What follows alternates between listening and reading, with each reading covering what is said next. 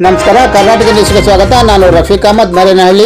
ದಾವಣಗೆರೆ ಜಿಲ್ಲೆ ಜಗಳೂರು ತಾಲೂಕಿನ ಮರೇನಹಳ್ಳಿ ಗ್ರಾಮದಲ್ಲಿ ಕೃಷ್ಣಪ್ಪ ಬಿನ್ ಪಾಪೇರ್ ಅವರಿಗೆ ಸೇರಿದ 7 ಮೇಕೆಗಳು ಸಿಡಿಲು ಬಡಿದು ಮೃತಪಟ್ಟಿರುವ ಘಟನೆ ಜರುಗಿದೆ.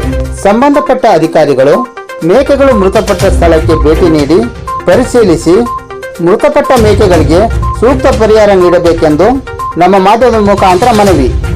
ಮೇಕೆಗಳ ಮಾಲೀಕರಾದ ಕೃಷ್ಣಪ್ಪರವರು ನಮ್ಮ ಮಾಧ್ಯಮಕ್ಕೆ ಮಾಹಿತಿಯನ್ನು ನೀಡಿದರು. ಕೃಷ್ಣಪ್ಪ, ಯಾವೂರಣ್ಣ? ಮರೇನಹಳ್ಳಿ.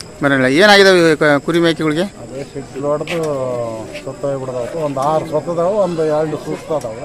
ಹಾಂ ಹಾಂ ಅವು ಎಷ್ಟು ಬೆಲೆ ಬಾಳ್ಬೋದು ಅಂದಾಜು? 15,000 ಭಾರಿ ಮೇಕೆ. ಹಾಂ, ಭಾರಿ ಮೇಕೆ ಪಾರ. ಎಷ್ಟು ಗಂಟೆಗೆ ಆಗಿದ್ದು? 5:30 5:30 6 ಗಂಟೆ ಟೈಮ್ನ ಆಯಿತು. 5:30 6 ಗಂಟೆ ಟೈಮ್. ಅಲ್ಲಿ ಯಾರಿದ್ರು ಅಲ್ಲಿ ನಿಮ್ಮ ಸ್ಥಳದಲ್ಲಿ?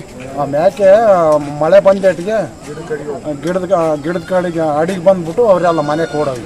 ಹೌದಾ? ಈ ಸಂಬಂಧಪಟ್ಟ ಅಧಿಕಾರಿಗಳು ಯಾರನ್ನು ಬಂದ್ರೆ? ಯಾರು ಬಂದರು ಅಲ್ಲಿಗೆ? ಹಾಂ, ಅಲ್ಲಿ ಇನ್ನೂ ಯಾರು ಬಂದಿಲ್ಲ ಅಲ್ಲಿ. ಪರಿಶೀಲನೆ ಏನು ಮಾಡಿಲ್ಲ? ಇಲ್ಲ ಏನು ಮಾಡಿಲ್ಲ. ಥ್ಯಾಂಕ್ ಯು ಅಣ್ಣ.